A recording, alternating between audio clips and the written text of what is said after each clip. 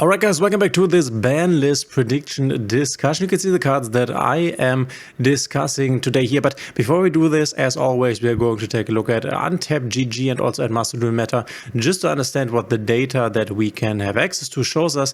I'm not quite sure. Untapped GG kind of looks strange right now. There are not a lot of archetypes here, and we have Malice only in the D tier with 51.6% win rate. But yeah, this is the current data right now. Not sure about the other decks. I'm not sure if maybe the fact that they hinted that third parties or third party applications are not now forbidden, that this may be the reason why we don't see a lot of decks in here. Maybe not a lot of data is here. I'm not quite sure, but we have 150,000 matches, which is not that less, so it could be just fine here, and these are just the best decks. We have Blue Eyes #1 here, very interesting, still very represented.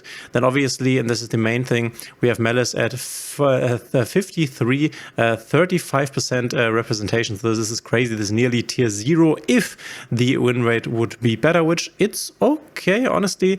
But I guess this is just because at first it's a very hard deck to play. And I think in the lower ranks, there are a lot of people playing it wrong. And obviously everybody is on a Lancia, and some people are even playing Lancias and Chaos Hunters, which there's no big surprise that this deck isn't really super good right now. If you click on any of these decks, the top decks here will have Lancias and Chaos Hunters in them.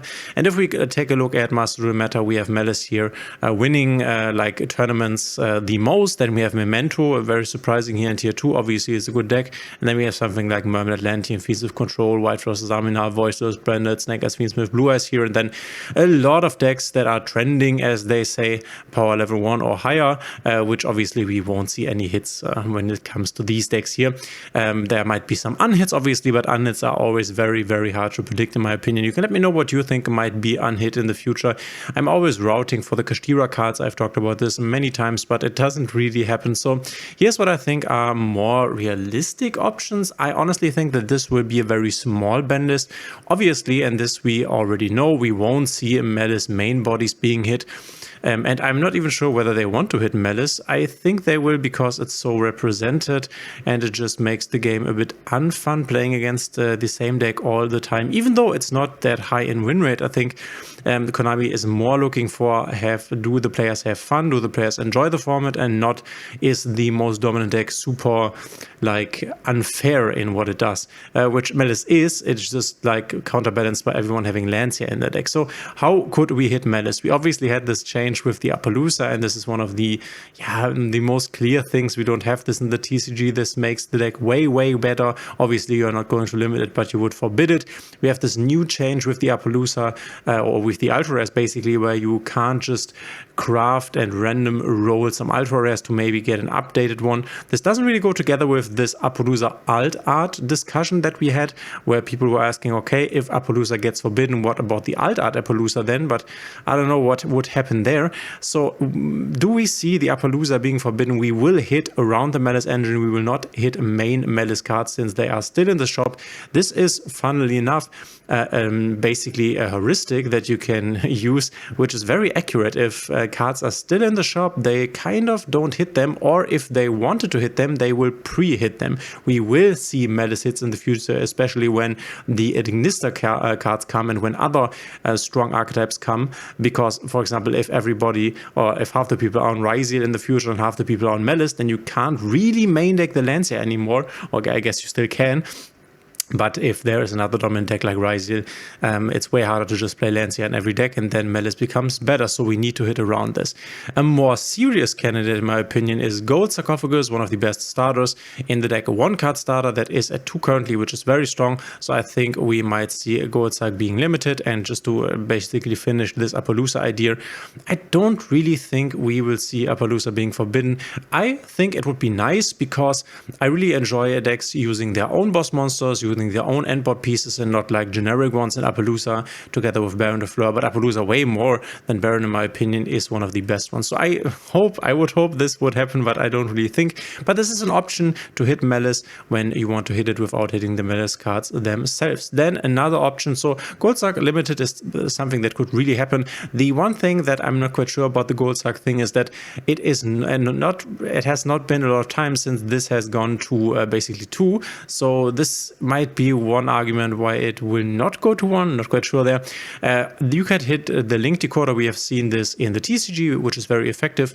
This removes a body, and a very important body that can basically make you play into your Apollousa, make a safe play into your Apollousa, which this will definitely change a lot of lines, make a lot of lines worse. This is a very important additional body that you can easily make, and I could definitely see this at some point being forbidden. This is what the TCG has done. We will see some consistency hits to Malice, but we will also see some non-engine hits, I think. Another option would be Forbidden of Splash Mage. This we have not seen anywhere, but would also be an option, making a lot of lines worse. This would also hit something like Mathmech, obviously, Link Decoder also, but this is the only deck that would also suffer from this.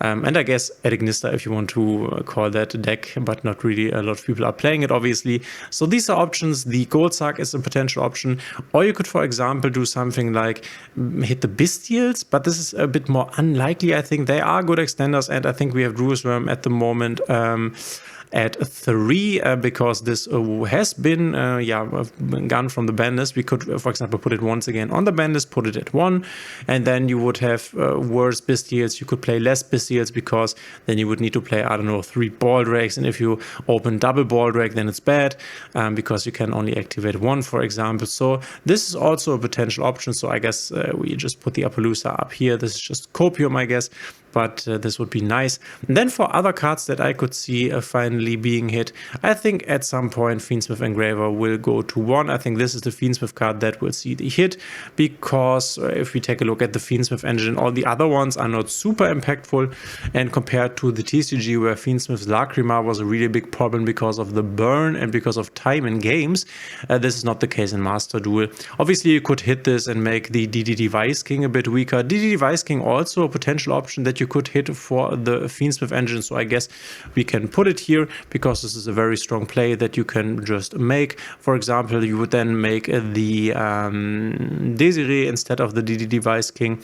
This is a potential other thing that could happen. I'm not really seeing this, but this is an option to hit the Fiendsmith engine without hitting the Fiendsmith engine. But yeah, at some point I think Fiendsmith Engraver will just go to 1, and then I think we will keep the Fiendsmith engine as it is basically, but this Engraver to 1 thing will probably happen at some point, as it has happened in the OCG.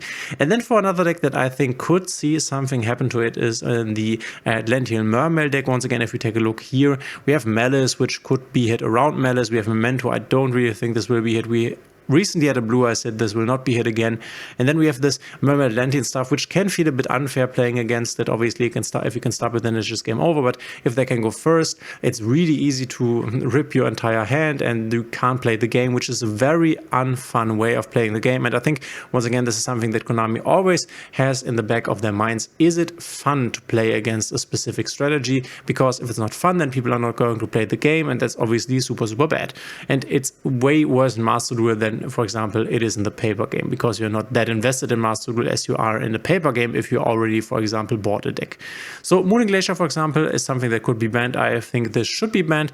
Then I'm not quite sure how good Mermaid Atlantean is. Honestly, maybe Mermaid Atlantean players can tell me how important this is. It feels quite important going first. Obviously, this can still go going second, break a lot of boards. You could also do something like Semi-Limit the Neptabis, which is one of the best starters, but you can also search him, obviously, so you would open him hard less often. I think you can also limit him, and this would be fine because, once again, you can search him or special summon him. But this is something I could see when it comes to the Mermaid stuff. And yeah, this is something that could happen on the next Banlist. But if I'm totally honest, the one that I think is most likely would be the Gold Star going to 1.